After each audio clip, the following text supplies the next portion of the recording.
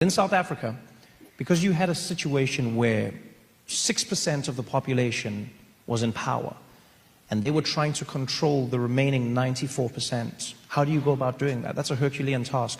In America, you had the one-drop rule. So if you were a person who had a drop of black blood in you, you were black. In South Africa, they couldn't allow the same metric because that meant you would now be a black person who is added to the majority, and the majority increasing was not something they wanted. So instead, what they set out to do was, they said if you were a person who was black, and then you were also half white, they would then recategorize you as a new race, and that race they called colored. Welcome back to Peepod Cove Life. Today, we dive into a conversation that's been echoing from South Africa to the U.S. Tyla introduced herself to African Americans as colored, and the room shifted suddenly, completely normal back where she is in South Africa. But here in the United States, it hits a little different. The history is heavy. In this episode, we'll hear how a single moment turned into a cross-continental conversation, why South Africa still uses these terms officially, and what it reveals about identity and culture colliding with everything.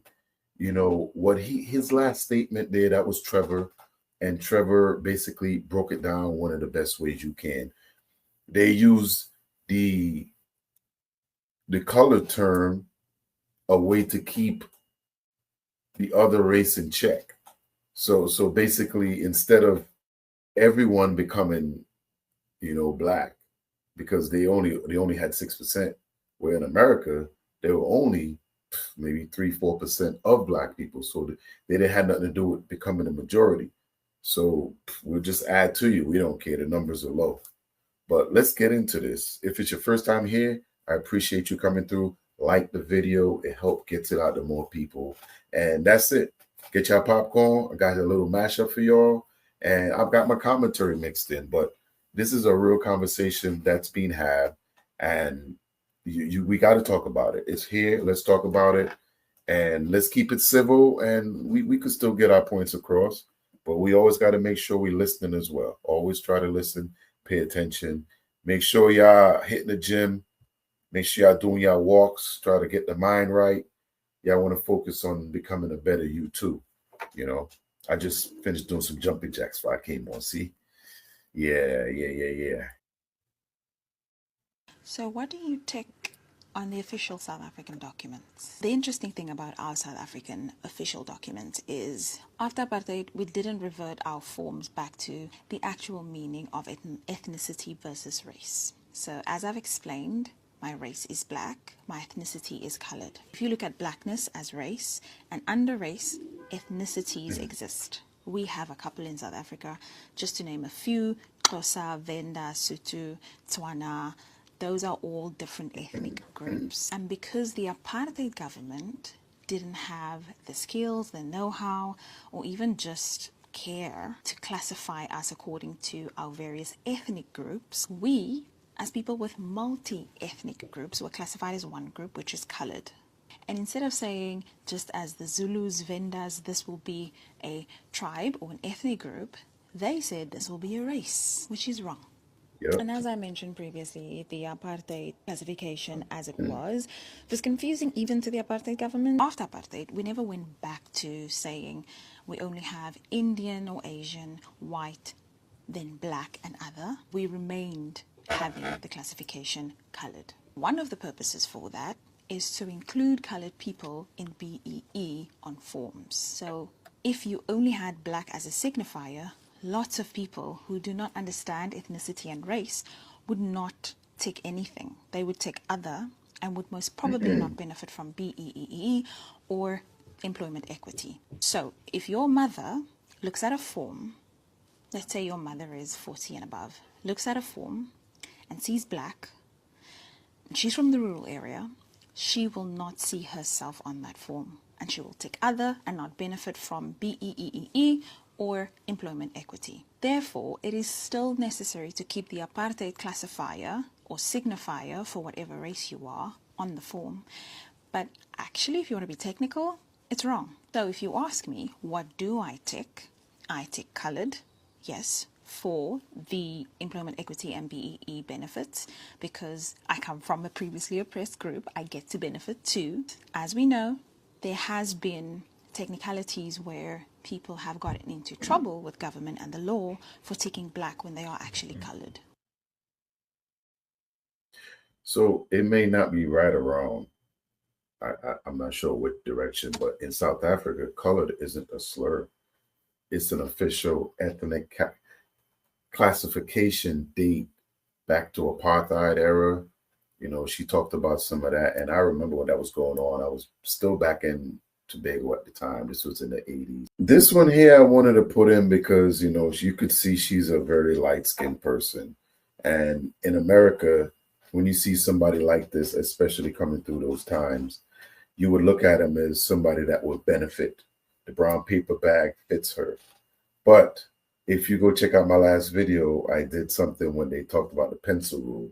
And I'm looking at sister right now, and the pencil rule fails you, girl. It fails you. But in America, the brown paper bag, you in the house, girl. You in the house.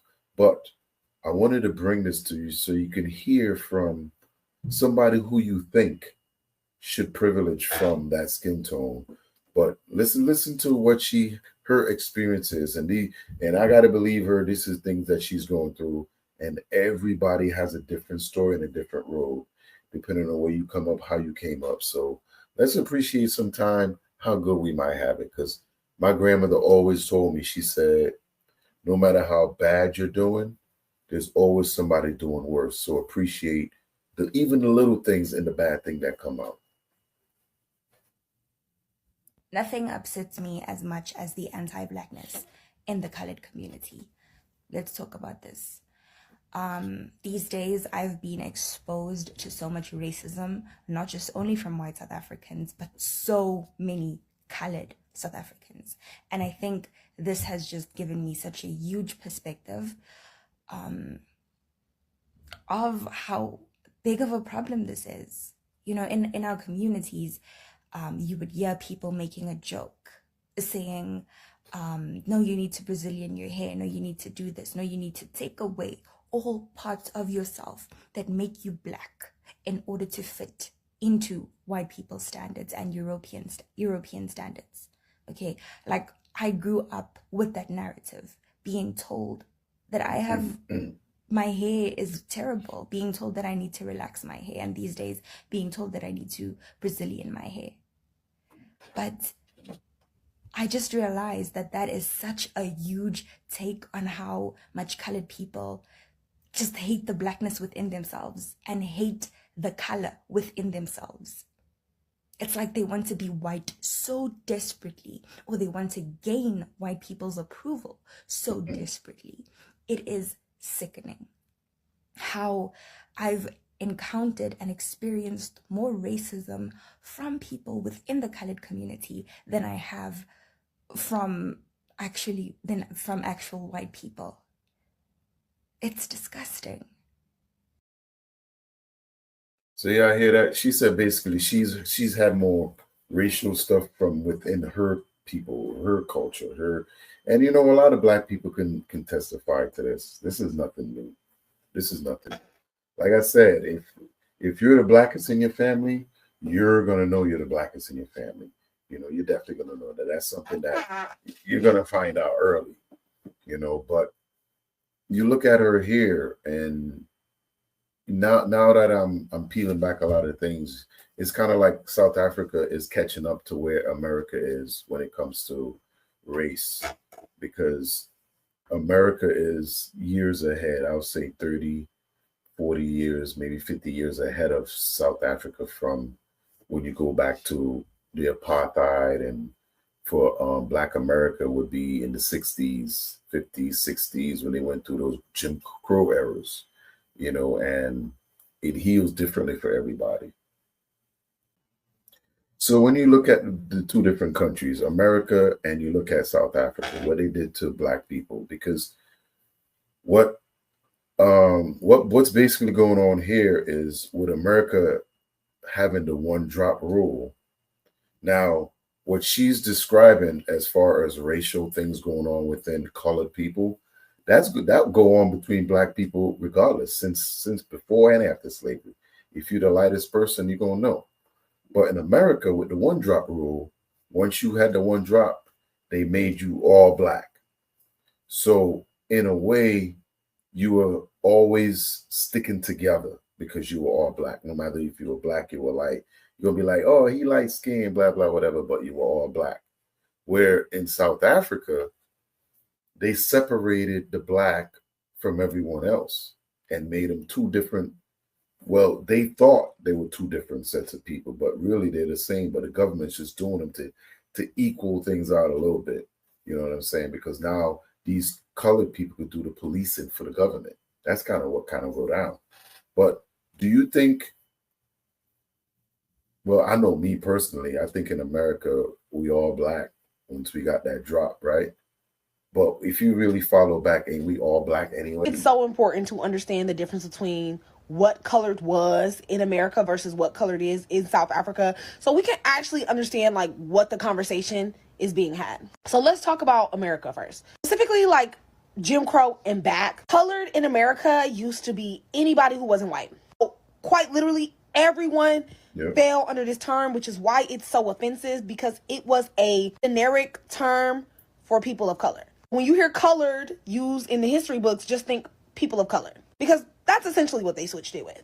Okay? It wasn't until later that they started removing other groups from colored. Asian people were the first group to be removed from colored, and then Native Americans were the last. And so then colored switched from being colored to being black. Actually, it switched to being. Could y'all imagine that? And the Asian Americans were here first, allegedly. But they were the last to remove. Whoa. Now, did you ever think Native Americans were colored? Because I think there are black people too. They're mixed up in Indians. Being Negro. And then Negro switched to being black. That point in America, we created racial. Then we created racial groups in America. So we have white Caucasian, right? Black African, right? Asian, Pacific Islander. Then you know that Latinx can be any racial group. It's considered one of the only like recognized ethnicities of America is Latin. So boom, that's how you break down race in America. In South Africa, they have 4 main racial groups: white, black African, colored, and Asian. I didn't know this at first. I thought that colored was generationally mixed people. Essentially, I thought it was like 2 mixed race people got together and they just kept getting together and that was colored. No. Colored is any intermixing at all. To me, that concept is insane, and it's like an indoctrination beyond my imagination. So if you are white and Asian, you're colored. If you're Asian and black, you're colored. White and black, colored. So any mixing among the other 3 racial groups is colored. Now, I personally think that that is a white supremacist concept, right? That concept was created to other people, to keep the masses separated so that we could continue fighting amongst identity, or so y'all could continue fighting amongst identity. Idea was to preference one group over another, that they would begin to hate that group instead of hating the government that separated them. As an American, I am all too familiar with that concept because we've had a similar hierarchy here. House niggas versus field niggas. Light-skinned people getting preferential treatment in the house and black people in the fields. But we all know that being raped by massa in the house was not a privilege. Also, in America, if you have black in you, you're black, right? Because we already know what the purpose of separation is. If I have to explain to you what the purpose of separation is, this conversation is not for you. Now, let's talk about Trinidad and Tobago. Talk about St. Vincent. I'm from Trinidad and Tobago to be exact. It's crazy that she brought this up, but for a second, because during period in history, both of these countries received a large influx of indentured servants from India. So almost all of those islands in the Caribbean are heavily mixed. And this was done during slavery, to be exact. This came in through slavery. Population of Indian blacks. Indo-Blacks, Indo-Barbarian, Indo-Trinidad, whatever. So the concept of people being Black and Indian is not new to us. But in those countries, those people are still Black. Right? Because they know, like we know, the state of separation only benefits one group. And it's not ours. So, yes, we looked at Tyla crazy as fuck when she said, oh, I'm not Black, I'm colored. In fact, we were taken aback. Because to us, that means that she is heavily indoctrinated. In fact, I think all South Africans are heavily indoctrinated. It seems like y'all are still fighting that slave master mentality. I can't help you. I can't help you. But what I also know is that means that we can't let y'all too close here. Right? Because we are actively fighting indoctrination every day. And we cannot let an indoctrinated soul rise to the top of our ranks. At least not in that way. You don't need mixed race supremacy over here. Next thing you know, all these motherfucking mixed race people calling themselves colored. That's not what we want. We don't want that. That does not benefit us. In fact, that is very dangerous to our cause. We're going to talk about that some more later. But I thought it was important that we talk about this. I appreciate that. We definitely have to talk about it. And I love the fact that we have a conversation going about this. Y'all need to let me know down in the comments, how do y'all feel about the conversation that's being had? Let me know what y'all thinking about, because we're clearly ahead of when it comes to race and dealing with the government in the U.S. than in South Africa. That's clear. And they have a lot to work on, you know, but you think this is going to force Tyla? Is it Tyla or Taylor or Tyla? But a South African singer, he's getting hammered by the Black Americans because her EP did not sell. Nope, we didn't buy that shit. Sold like 3,000 copies or something. I don't even know how that works. Sounds right. Since people are streaming now. But her music is doing very bad. Very bad. And people are still coming down on her because she went to America and she called herself a colored. Yeah. And when she was tried to be corrected, she continued to call herself a colored. And now people are getting back at her and say, well, if you're going to insist to use a term that is offensive to us as Black Americans, well, we're not going to buy your music. And her career, it seems like, is not going very well with the Black Americans. But you know what I think about this whole thing? What do you think? It is one thing to be ignorant. You don't know the history of the colored term. It's one thing because you are from South Africa, right? You come to America, you don't know anything. And you are used to calling yourself a colored, and you come to America and you call yourself a colored. But when people correct you, and they try to give you the historical basis of that term, you must be willing to listen. And especially when people tell you that, hey, this term is offensive to us as Black people. You don't go and double down and use your arrogance to say, well, I don't care how you guys feel because that is a term that we use back in South Africa. You don't do that. And for me, well, the thing is, you know, she found out very quickly that she made a mistake very quickly because culture, listen, ask Drake about culture in this country and he'll tell you. As a Black South African, I also find that. And what did Drake say? You're always trying to act like you're trying to free the slaves. Now, what Black American don't want the slaves to be free? You know what I'm saying? Now, it's crazy because if Kendrick says that to, say, a Pusha T, it hits different. It hits different. And like I'm going to say, there's always some truth to a joke to make it really land. Always some truth. Term colored, very offensive. I find it very offensive that there are Black people who are like me, who call themselves colored, and they are proud to call themselves colored. Because I think the only way you can be proud to call yourself a colored or use that term is if you don't know how the term came about, how the apartheid system came with that term or that classification of people. But if we were to tell you how it came about, I don't expect to still insist to be using it. Because how the term colored came about, it came with a generation of black women being violently abused by the apartheid system. And the apartheid system, to cover up what they had done to these black women, they came up with a new classification of people called color. So think about this for a second. For them to classify it a whole new, it was a lot. Just think of how many of them it was. It was so many that they had to create a whole new, and these are terms that they use to breed out the culture as well. They mix out the culture and stuff like that to break them down. So now they have more people against the black people.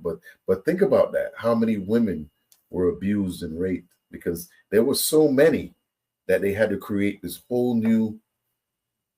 And then they just started to come and add other groups of people. People from Malaysia, they came and added into this color classification to try and hide the crime that they committed.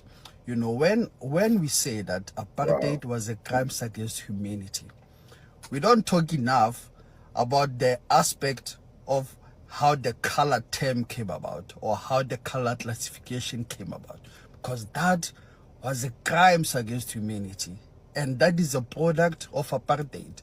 To refer to yourself as a black person, to be a colored, and when you are being corrected, you double down. You have this pride in referring to yourself as a colored. It is very stupid.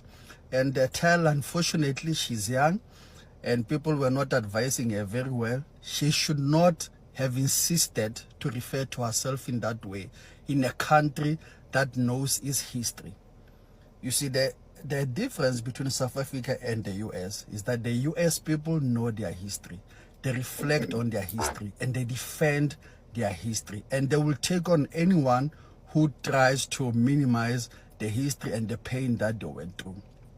In South Africa, we are different. Okay, many people don't even know how the color term came about. They don't know. They just think that there was always these people who look different from black people, or people who just were needed to be called colored, or maybe just something that was always there. It's not something that was always there. It is something that came about, and something that came about as a cover up for what people did, which was wrong. Okay, and when people come and tell you these things that, hey, you are black, you cannot be referring to yourself as colored, because the origin of that colored term is very, very offensive, and then you say, no, I don't care, I am colored and I'm proud of it. So I feel sad for Tyla, okay, because she just want to sing, she just want to do music, she just want to perform. She doesn't she's not equipped for these political conversations. But no one had prepared her to say that, yes, you can use that term in South Africa, because people in South Africa are very ignorant, are not aware of the term and the historical implications of it, but you cannot use it in the US, because people in the US are gonna call you out for it. So the girl is paying a price, and it looks like she's gonna lose her career because of a mistake that she should not have made. And one thing that still annoys me. Damn, he's calling it already. He just called it. Your career is over. And somebody already talked about that earlier. The fact that I like that this guy here is from South Africa, and he clearly understands, like, with knowledge is power. And if you know you're going to go somewhere, especially to invest your career in, if I'm going to go to Spain or France, you know, I may want to learn French. I may want to learn Spanish. I may want to do things like that before I get over there and try to jump into the culture. Not saying it's a language barrier, but it's clearly a separation where her team didn't do the homework they were supposed to do. They clearly did not read the room. Is why is the South African government, which is supposed to be democratic, which is supposed to be anti-apartheid government, which knows this history of the color term, why are they still persisting with this term? Why are they still classifying people as colored? I don't understand. We know we have people who are descending from the Malaysian immigrants. So they can call themselves Asians, they can call themselves Malaysians. But we know there are people who are natives, who are black. Why do you still persist with this colored classification in a democratic country when the term or the history of it is so painful? Why do you still do it? You know, this is one of those things that our governments is not willing to do or to change, because it's going to be an uncomfortable conversation, right? People are not going to like it because people have used this term for decades, and they have now started to like it. But they need to confront the truth. We cannot continue having this classification or this term continuing. So people in South Africa wants to get rid of this word as well. And I tell you what, Tyla, Taylor, however you want to say it, my man just said it's over. Vince Carter, that's the end of that situation. Now, I'm hoping, because I don't think she still hasn't come back and try to apologize or had a statement explaining herself or anything. I think she just tucked and run. Now, it sparked a real conversation around the world, and I hope this gets that change in South Africa. You know, I think the government is afraid to make change because it's going to cause a lot of, because there's people that benefit from this and they want to keep it. But I think it would be better. Well, I can't say that. I'm not from Africa, but I'm West Indian. I come from being black, you know. So I'm kind of in between Africa and America, but I came here to live in America when I was 9 years old. And I've been here since I would be 49. So I grew up in American culture. And we look at it as helping our brothers and sisters across the way, because I still haven't visited Africa yet, but there's a lot of African places where I still want to visit. And we want to help y'all. And the fact that she defended this word to make it seem like all the people loved it. But what you hear now is people hate that word, and they really know what it means, at least the ones that go search the history. So y'all need to let me know down in the comments how you feel about this video. I'm here to bring y'all the content, get y'all talking. I got to pick a perspective sometime to sound ignorant or stupid sometimes, but I'm going to do it because y'all need to hear it. And this is what's out here. This is a conversation.